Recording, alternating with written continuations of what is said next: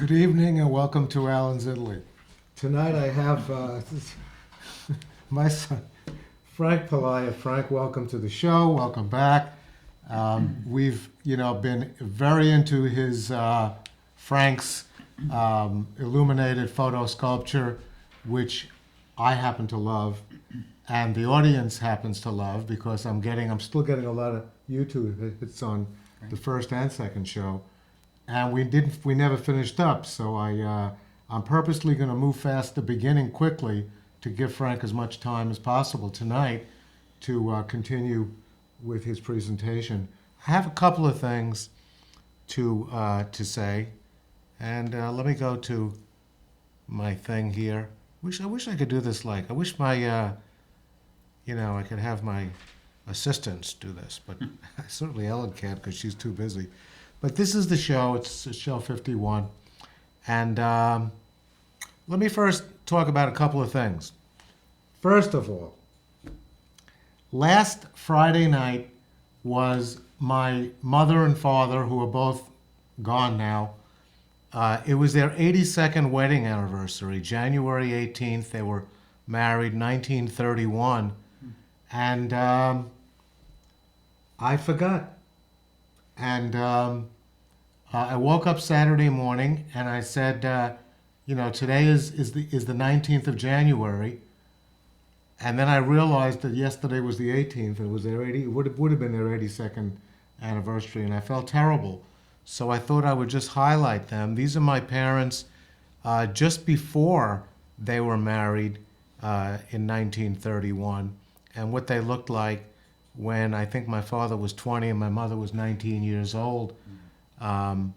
It's one of my favorite pictures of them, and I just thought I would, throw that in and show you a picture of what they looked like, so very long ago. So that's them. It's a nice photo. Yeah, thank you very much.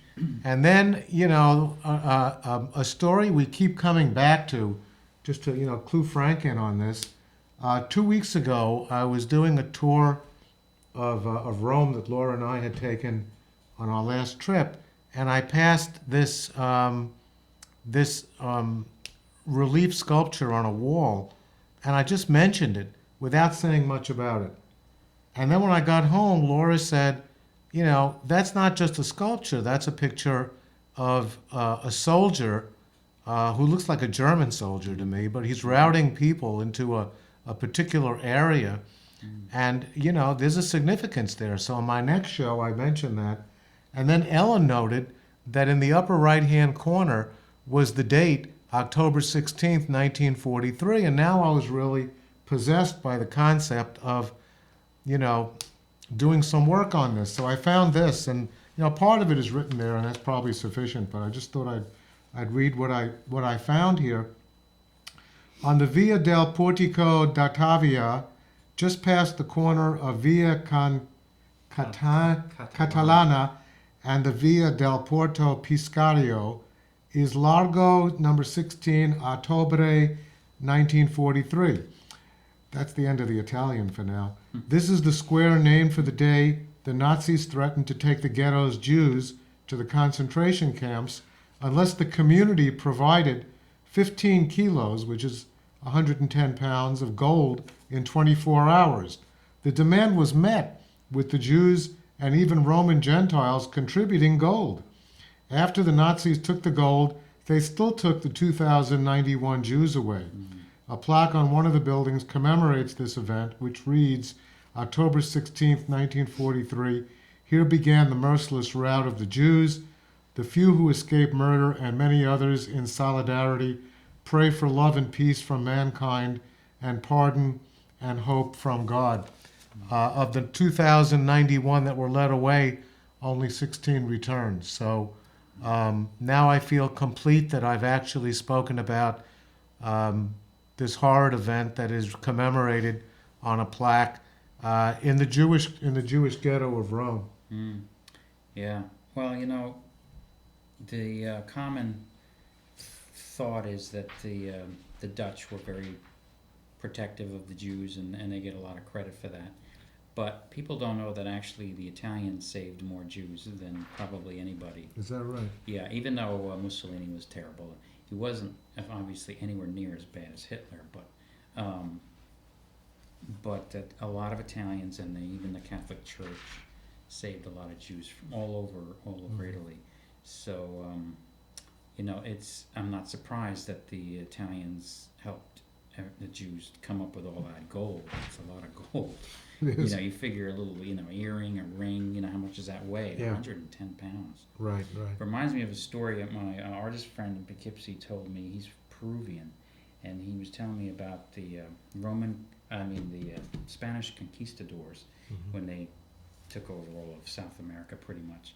In Colombia, the ruthless Spanish conquistador, the Incas were there, and they had a full empire, and so they were just killing and slaughtering the native Incas and so forth. Yeah.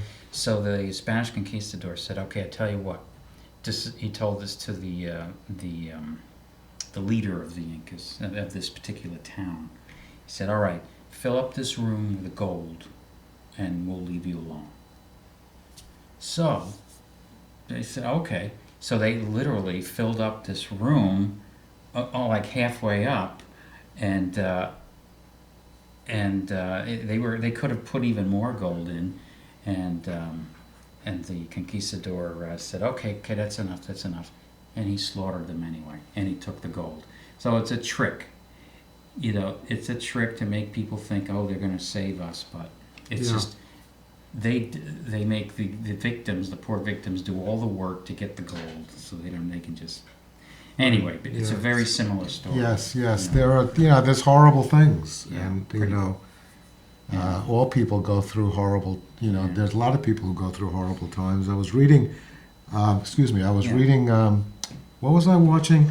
I'm watching on TV Oliver Stone's series on the history of the world. Not history of the world, but from 1941 on, and it's just. Is this a TV series? It's a TV series on HBO. Never heard of it. And it's it's fascinating, and there's like horrid things that have gone on, to the Japanese themselves, Japanese Americans who were herded into quote unquote concentration Italians camps. also, not as much. Is that right? Yeah, it's a little known fact that Italians were rounded up as well. Yeah, and I've been through so much of Italy, but I've never seen a sculpture on this theme. Where is this? Well, take this. It's in Rome? That's the location of it. I have it over here. Okay. Next time you're in Rome, okay. It's not far from the Campidoglio. I would say if you're on the top of the Campidoglio, getting married or whatever, I would say the walk from there to here is 5 minutes. Because you know where the Jewish ghetto is in Rome. It's just right next to it. Yes, right. So how big is that sculpture? It's small. It's like I would say it's this big. Oh, that's It's small. on the wall. Oh, okay. It's just on the wall like of one of the on a buildings. little alley, Yes. Yeah. Oh, okay. Yeah. And that was the first time that I'd ever been to the ghetto. I'd been to the ghetto without knowing it was the ghetto because I didn't spend much time there. Mm-hmm. But, Laura wanted to go there, and we decided to both go there and to examine and take photos and see the synagogue, which is magnificent. Mm-hmm. And that's when we conceived the idea of doing a whole series of shows, perhaps on the Jews of Italy. That's a good thing. And I was looking into interviewing the head rabbi in Florence, and going to the Jewish ghetto in Venice, which is the oldest ghetto in the world. Yes, and that's where the word came from. Get right, exactly. And Torino also has a big, beautiful synagogue. And Pitigliano is known for a very substantial Jewish ghetto. And also Trieste has another big. Yeah, I'm not sure how many places I'll be able to get to physically. I'll be able to get to Florence and Venice, and I have pictures of Pitigliano, and we have the Rome pictures. Mm-hmm. So if I focus on those, and if I have an interview that I could do on a video. Well, Trieste is not far from Venice. Yeah, Trieste is a good site. You should go there anyway. It's a very. How close is it to Venice? Oh, it's only maybe 100 miles. So it's like maybe it's a 2-hour drive. Yeah, I wouldn't drive. or a train, either a train. I'd probably take the probably take a train because I intend to take the train from It's a 2-hour train. Venice ride. to Padua. It's not a big deal. All right. Okay. So, one last thing. I'm doing the Kingston Forum on Tuesday at 6:00. I've already had some interesting phone calls from people who have found out about this. They're calling me at home. You don't want to know. Anyway, let's not go. Oh, you shouldn't have given out your home. I did not. I did not. Somehow, they find out Alan from Woodstock, and I don't leave my, I don't have an unlisted phone number, so I'm getting phone calls. Nonetheless, Well, you're popular. What the heck? yeah, I'm popular, and here we are. We're ready to do you, Okay. and we're going to start with this one actually. Oh, okay. All right. So unless you want to go back to the previous one, It's a little small. Well, I'm sorry, I can't do better than that. well, it's not. It's too small. I know. Is But it too this small? this piece actually got me started on the whole 20-year series of Illuminated. Oh, is that right? Photo sculpture, yes.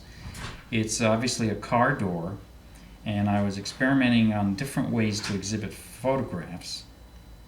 And I have been using found objects for 30 years, so it came naturally to me. And Right.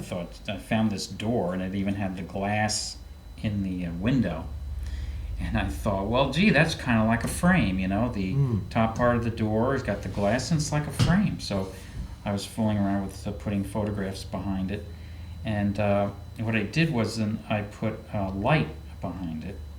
It's a dark slide. You don't see the light. It's very dimly illuminated. But this is one of the very first illuminated photo sculptures that I did. And of course, the door is gold leaf. This was at the tail end of a previous series called the Gilt series. And it's a play on the word guilt, G-U-I-L-T, and Right. G-I-L-T. Rialter.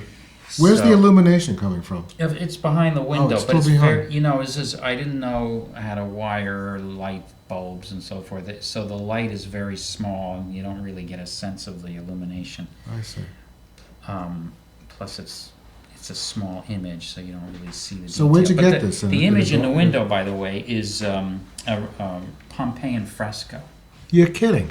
Yeah, you don't really see it there. Huh.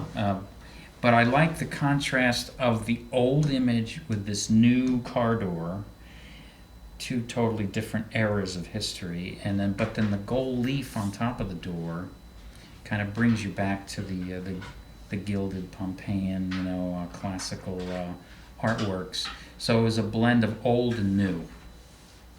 And again, it was, How did you conceive this? I mean, you just woke up one morning and said, well, I don't know, because I That's found art, the you know. door. I had it laying around the studio for a long time, and then it just hit me that came to me that the window is like a frame because it had the glass and everything in it. So, and at that time I was gilding everything, just anything that wasn't moving, I put gold leaf on it. And, a return to the late Gothic period, early yeah, Renaissance. I find that a kind of an ongoing theme in my work for decades, where I tend to blend old and new, contrast different ideas, but somehow they work together. So, Okay, yeah. interesting. I'm sorry Right, about now this. this is too. another variation of that same idea. This is actually that's the same image, the same Pompeii fresco. It's of lions charging. You don't see it there, unfortunately. Okay, yeah.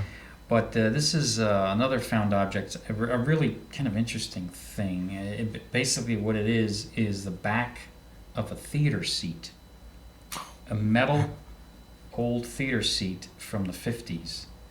Wow. And yeah, you would never really know that by looking at it, but it took me a while to figure out what it was.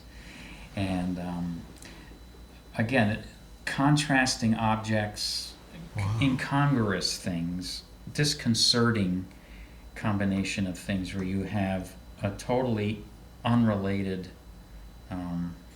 image going in with a totally unrelated object. But then when I thought about it, and I didn't think about this when I made it, I thought about it later, that it kind of made sense that this theater seat becomes kind of a movie screen. You see that the image is Yes, a rectangle, yes, and you're yes, looking at it like you yes. would be watching a movie. Huh. but it's behind you. And this, I made this long ago, even maybe before they even had the video monitors behind the airplane seats. Yes, yes. You know, which in a way it's the kind of, Forerunner. That's very it's kind of like interesting. that, Yes, but yes. I wasn't even thinking that, and it was so long ago. This was 1990. You know, it was 23 years So ago. what did you do? You took the seat and cut out the I middle just portion? cut it out. I make the photographs into transparencies. They're called Duratrans. It's a brand name. Duratrans means durable transparency, because they're made for advertisements, like movie ads that you see in the bus stops and Yes. bus shelters and that kind of thing. That's the Duratrans, because they're printed on translucent plastic, so they when you look at them, you're not really seeing through the image. The back has a translucent white layer, so you don't see the light bulb behind it, or else you would see the light bulb. Yeah, and It's because amazing. the Duratrans, they get exposed to light from both sides. Yeah. From sunlight and then the light behind it, so they're bombarded from both sides. That's why they're made on a very thick plastic, durable plastic. That's why they're called Duratrans. So that's what, and I've been using those for decades. Right. Right. God. Right, and this is another. It's a found object. What it is a street light. A big street light. It's about 18 inches across. Wow. And it sits on the floor like this. And the image is, again, using a contemporary object, but illustrating an antique image. The image there is a Iraqi coin from about 5,000 or 6,000 years ago, made of ceramic. It was the Iraqi civilization is one of the oldest and one of the most sophisticated ones. I know. And they had money even then, way before the Greeks, the Romans, the Egyptians, and that was a ceramic coin. So it's a beautiful image of a coin. So I blew it up to fit into the size of that street lamp. Wow. And then I put lights inside that actually changed color. So when you turn it on, it lights up kind of a orange yellow, and then it turns to like a greenish blue, and then it goes to reddish pink, and then so you have this like changing glowing image of this really beautiful exotic Iraqi coin, a very, very a very unknown object that you would normally not ever see anywhere. And it just fit into that light fixture just perfectly. Did you ever have an exhibition that had all of these Yeah, together? I've had at have. OK Harris. I've had 3 shows at OK Harris over the years. I showed a lot of these at the Dorsky Museum Is that right? about maybe 5-6 years ago. Oh. I had the whole room. Like when you go into the Dorsky Museum, there's like a little room to the side, a little extended room. I had that whole section to myself. Wow. Sort of like a little. Yeah, I was part of a group show, but they gave me the whole room, so it was sort of like a little solo show. Yeah. In the middle of this bigger show. Great. Yeah. In fact, I think I showed that one there, and I showed the previous one there too. Jeez. Yeah. Yeah. Now this is an early piece, and basically it's just a New York Times front page. I cut out a picture, and then I inserted the Duratrans, and it's lit from the back. So you have this kind of electric newspaper, an electric illuminated front page of a newspaper. I can't get close enough to read the date. It's from 1993. Huh. The paper, because I started these a long time ago, and these are the early pieces.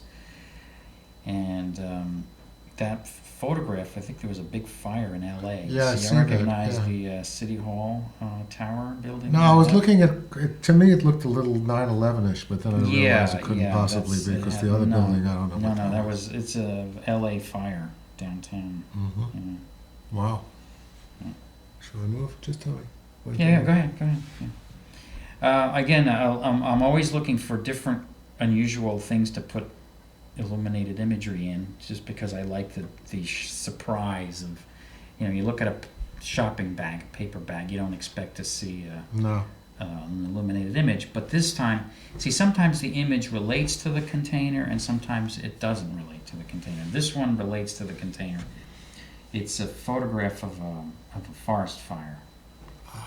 So, you know, you have the paper and you have the wood and the fire. Mm-hmm. So, some of them are a little more political, or some of them not. Some are just humorous. I like to kind of... And the illumination is simply in the bag. Yeah, it's just a light bulb in the bag, yeah. Right. But I have a cardboard frame in the bag so it stays nice and straight and stiff. And then there's a cover on top. You can sort of see the top of it is a black, dark thing, because if it was open, then you could look inside and see all the secret guts of the piece. I didn't want people to see that. I just wanted them to see the illumination. Okay. Excuse me. Yeah, this one is called. Well, there's another on the next slide. Let's go to the next one. I hope you. Yeah, show that one first. Okay. This one's called Cardboard Aluminium. And this was done again in the early '90s, and there was a lot of. We had a recession then. I don't know if you remember. Not as bad as this one. And there's a lot of homeless people. So I'm thinking, you know, you see a lot of homeless people living in boxes and this kind of thing. So I thought, okay, yeah, here we are. We're in America, the richest country in the world, and then we have these people living in boxes. Yet a lot of people live in beautiful little suburban houses with little trees and mailboxes and nice, cute little, aluminum siding. So I thought, why don't I put that kind of American dream house on top of a homeless house?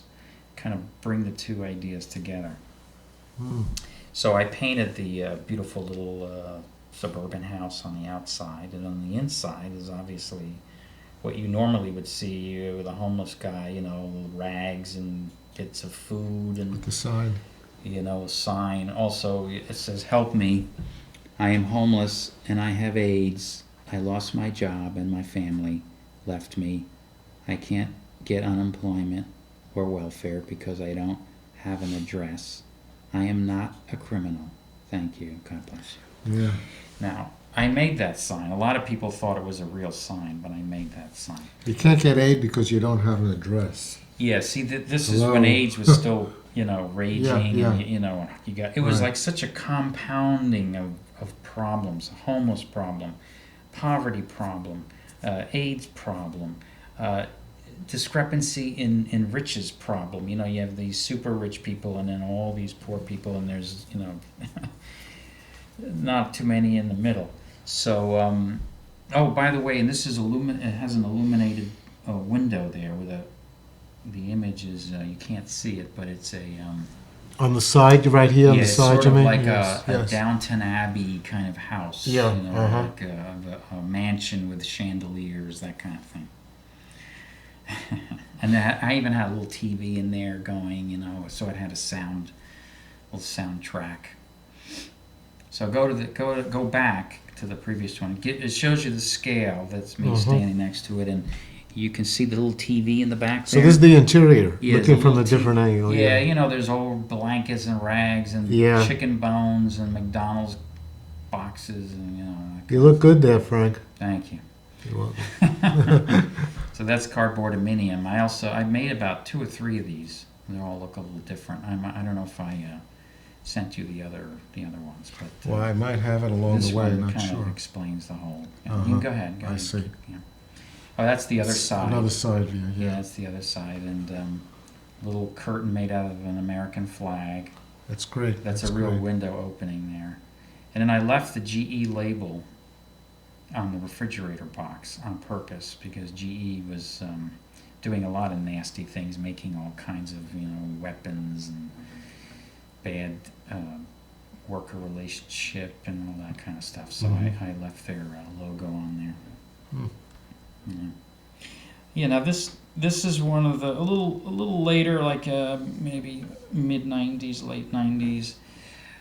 I found a lot of air ducts, sheet metal air ducts, and I was doing a lot of panoramic photography at the time, and I thought the two fit together really well because the panoramic images, of course, are long and horizontal, and then these air ducts were also very long and horizontal, so they were a perfect fit. And they also have that kind of industrial look. Like the image there, that's the New Jersey Turnpike. Is it? Yeah, it's the ramp that goes into the Holland Tunnel. If you Oh, if is you know that? area. Yes, I'm very familiar with that. Yeah, Very 'cause, familiar. it's right near. Makes sense. It's right near where I used to live in Jersey You go City. over that large. Yeah, I know this From the spot. turnpike, leads right into the Holland Tunnel. So this is superimposed on what? Like, what is the? Well, the container is an air duct. It's a heating duct. I see. Yeah, and made out of sheet metal. And I put the bulbs in there. This one I used fluorescent bulbs because this piece is about 6 feet long. So I used 2 3-foot or 4-foot fluorescent tube in there Mm-hmm. because it has a long light. It had illuminated evenly across. This So is another air duct, and now that's the Pulaski Skyway, which is right near the image of the last one there. And then on the ends, even the ends have images. On the left there, you see I a see little that. image. It's illuminated. That's a Roman aqueduct. So I was contrasting the old ducts with the new ducts. Hmm. You got an aqueduct, you got an air duct, and you got a viaduct. The viaduct is the Pulaski Skyway. So it's a Fantastic. play on similar ideas, but different eras, different millennia, different materials, etc., etc. Yeah, now this is a refrigerator door, which I see that now. made a perfect host. They're kind of like a host Yes, object yes, for the yes. image. Yes. And the early name I had for these when they were a lot smaller, as years went by, they got bigger and bigger. But the early ones, I called them iconic lanterns, because that's what they were really. They were little images or icons, and then they were illuminated like a little lantern, but they were in little found objects, different things. But these are the little later on when I got bigger and I was doing the Aqueduct Viaduct series. Mm-hmm. This is a famous Yes. bridge in Pennsylvania. It's the world's largest concrete bridge. It's near Wilkes-Barre, Pennsylvania. Okay. Yes. Did we show this last time? I think I talked We about might it. have. Yeah, that's Crib Coliseum.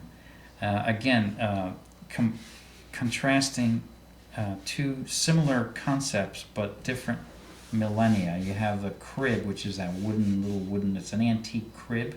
Yes. The white wooden thing with the wheels, and then the inside is a Roman Coliseum. Not the Coliseum in Rome. No, that's the one in Croatia. It's the world's second biggest Coliseum that the Romans built. And Is it completely circular, unlike the... yes, it's circular, and they still use it for concerts. like the one in Verona. There was a stage. Yeah, it's much bigger though. Yeah, I see that. Yeah, it's pretty big. It's in pretty good shape too. It's it's still functioning. But the idea of a crib is an area where a child plays and lives and does things. And a coliseum basically is the same thing. It's like a bigger crib where people do things inside. But the crib for a baby has a connotation of sweetness and good playing, pretty cute little baby. So I have the stuffed animals on top. But then the Coliseum is known for sporting events and also for torture and fighting with animals and killing. And so intermixed with the stuffed animals, they're handguns. And the other items are just simply things that were in the same room. This is a little installation I did in the Hudson a few years back. It was one of those annual kind of art fairs that they had in a big empty warehouse building. Yes, They yes. gave In Hudson, New York? Yeah, they gave everybody a little corner, and I had these I see, illuminated pieces, I see. stacked suitcases, and illuminated works.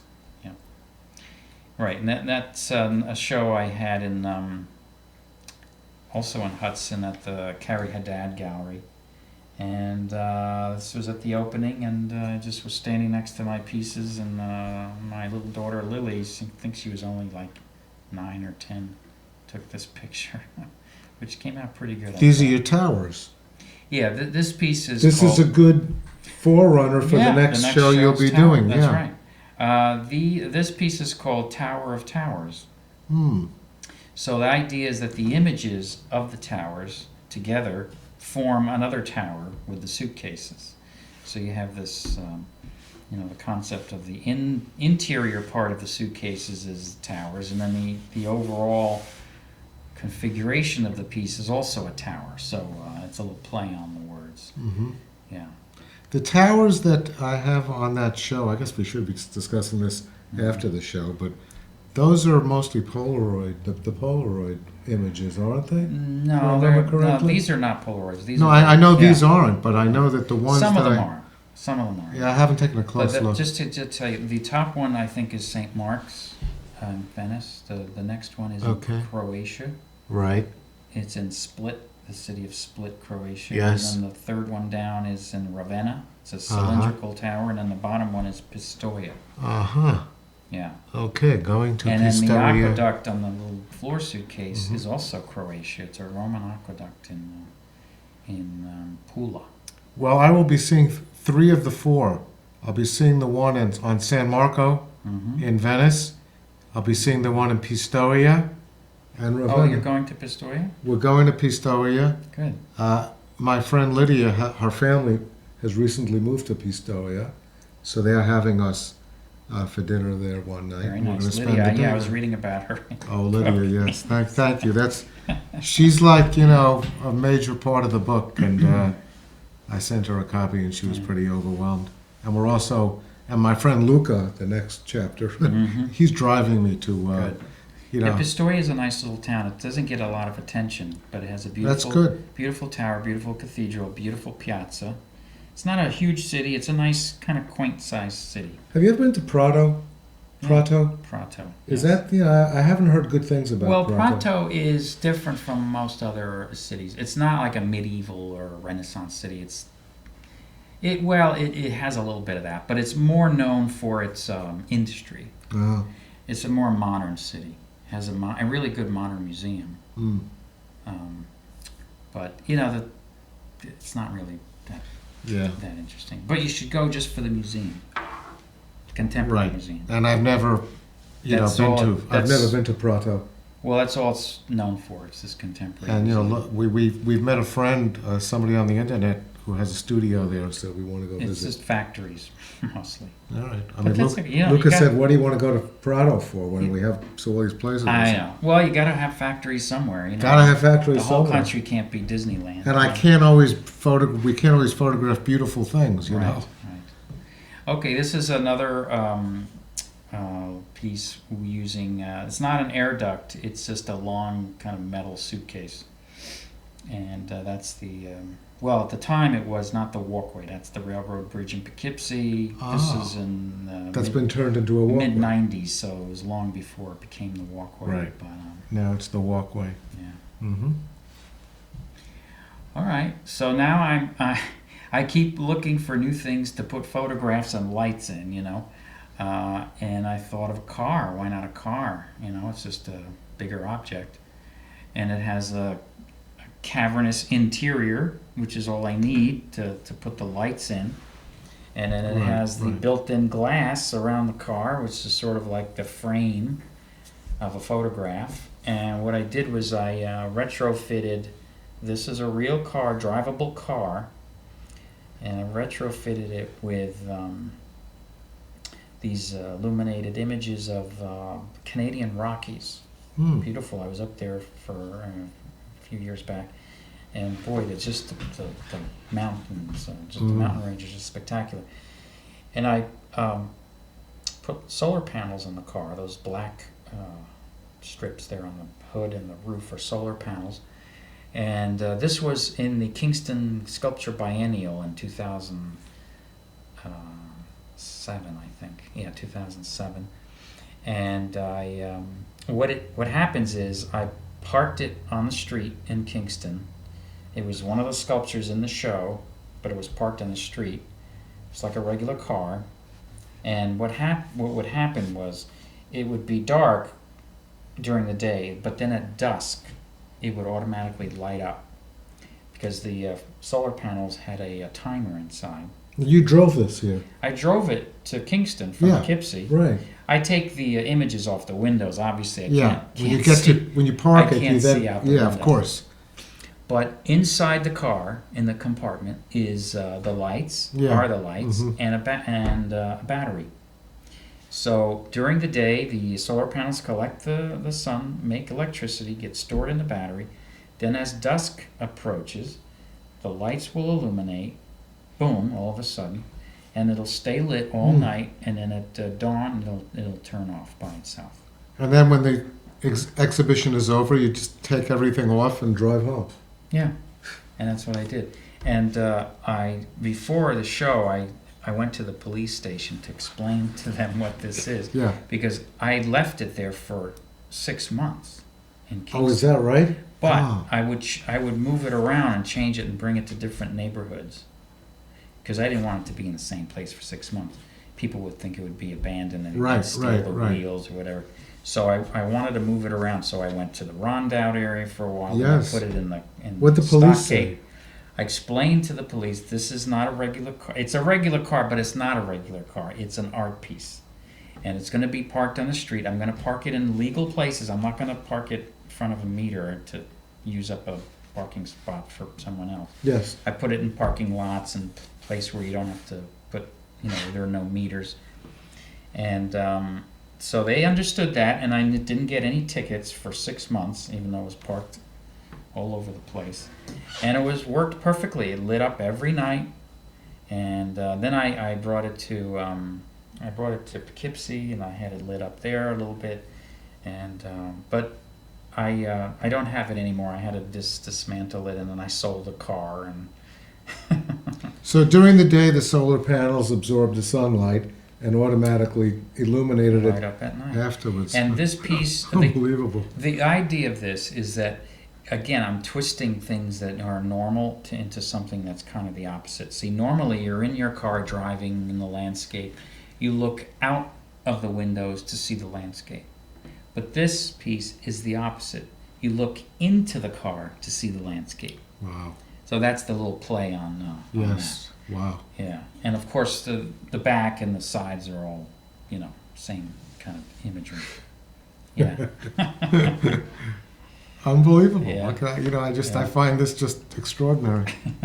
That's my thing. Now this is a little mini series. It's also illuminated, but in a very, very simple way. I'm always trying to think of ways how to illuminate a photograph with the bare minimum of materials. So I thought, why don't I just use the sun? So I had my wife, that's Eve, go out. I made this big transparency of the autumn leaves, and I just told her to hold it up so the sun is behind her, so it's shining through the transparency. And but I shot it in the summer where all the leaves are green, but in the image the leaves are autumn colors. So you have this Wow. almost That's not quite contrast. seamless, but you have this disconcerting little frame. It's like a picture in a picture, and I call it landscape transfers. So because I'm bringing one place to another, and it's perfectly backlit by the sun. So there's no Yes, light box, yes, there's no yes. light bulbs, there are no wires. It's very simple. Wow. Huh. Yeah, I did a lot of these. Okay, this is another sculpture I did. This is the Kingston Biennial of 2009. And what I did was I made a bus shelter.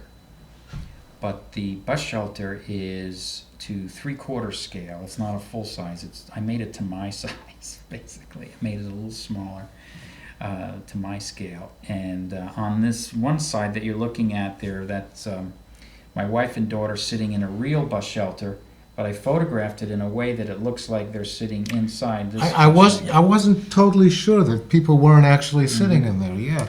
Yeah, I and see. of course it's on a dirt trans. So no, I'm sorry, it's not a dirt trans. It's called a oh boy, what is that called? I forgot what it's called, but it's on it's a perforated photograph. So from the outside, when you look at it, you see the image, but when you're inside the bus shelter, and you're looking out, you don't see anything.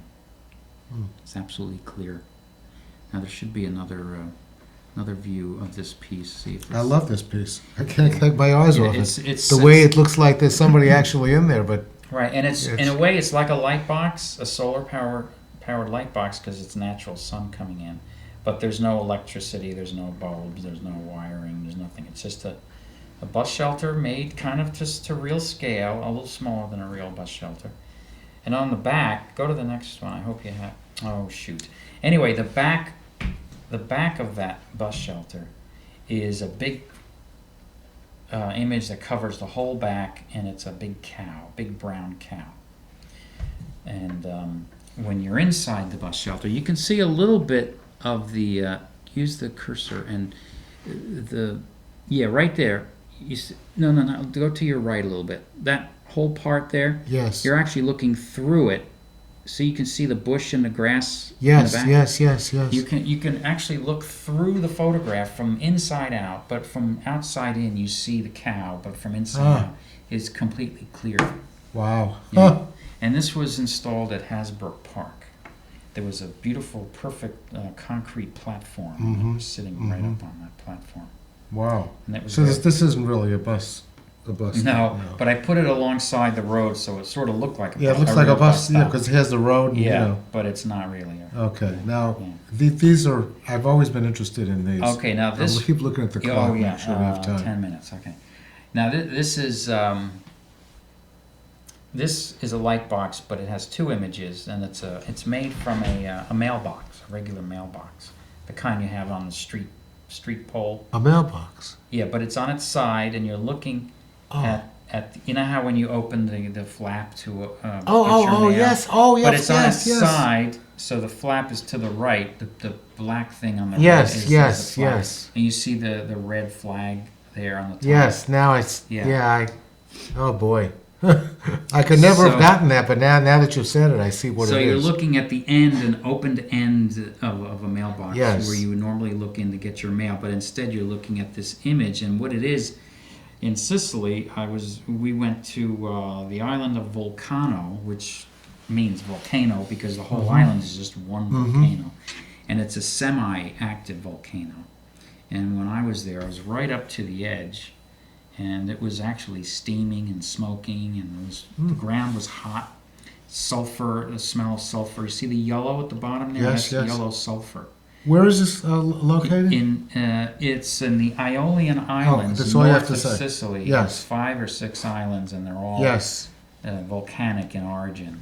And Yes. this one is the most active one. It's called Vulcano. And so Wow. it's, that smoke is really coming out, and my feet were burning hot. Really? Actually, yeah. So, What, is there anything you wouldn't do for a good piece? well, I happened to be there anyway, so I used it. Well, you see, if you show the side, I wouldn't go up there. See, now the next slide, I hopefully, well, okay, you get to see the how it's configured there. But the essence of the piece is actually on the other side, which I don't know if you have the X. No, that's it. Okay. Well, anyway, on the other side of this piece is a photograph of a mountain in Canada. And you're talking about now what would be the bottom of the mailbox? Yeah, what would be the bottom is not really. There's no bottom. I don't have Yeah, that. it's a photograph. It's a Durtrans that wraps around, and it's a photograph of a mountain from the Canadian Rockies, and there's a cloud right above the mountain, and the cloud is making a shadow on top of the snow-capped mountain. But the shadow on the mountain makes it look like a volcano, because the shadow makes a black area at the top of the mountain. Mm-hmm. So it looks like it's a black hole, but it's not. It's just a shadow. Excuse me. So you can move on to the Let's next. move on because we're running out of time. This is a detail of a large piece. It has about six trunks and suitcases, all illuminated. It's called Luggage Claim, and it looks sort of like let's say in the 40s or 50s, you'd go into an airport or a train station where they have piles and piles of luggage, with all the travel stickers, so forth. But mine are illuminated with images.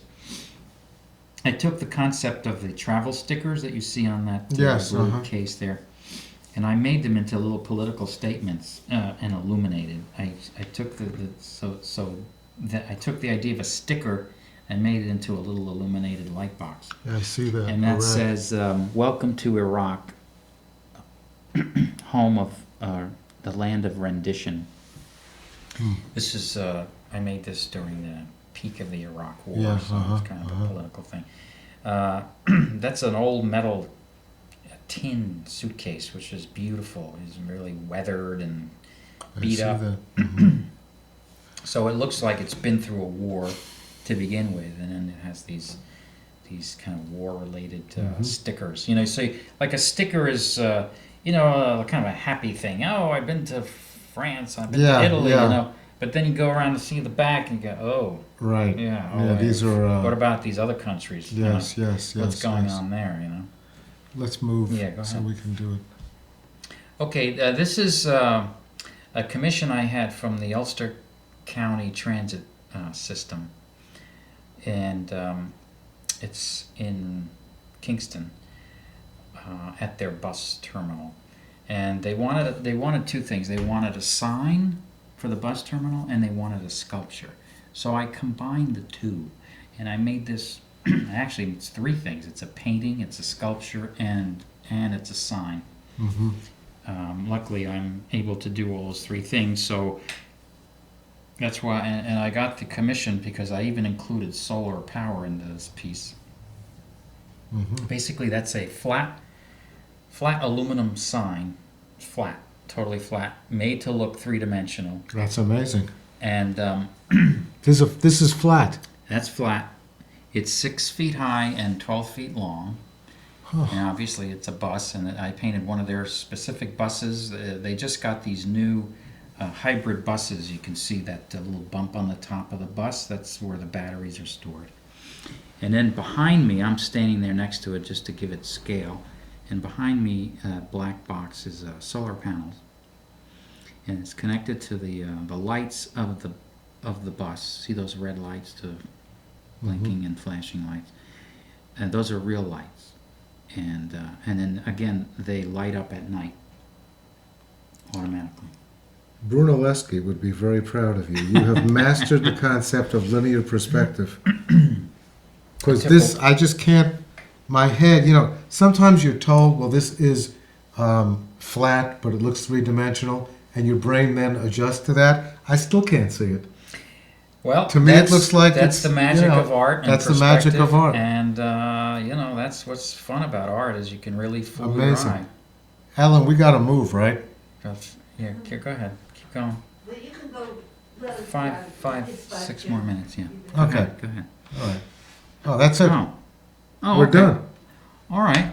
That's it. But anyway, so they told me that the reason why I got the commission, because I was competing a lot with other artists, several other artists, Yes. is they liked the solar idea, Yes. and the fact that I was able to paint the sign. See, because I'm a sign painter and a painter and a muralist. Yes. So, because not all artists can paint signs, and not all sign painters are artists. So luckily I can do both. So.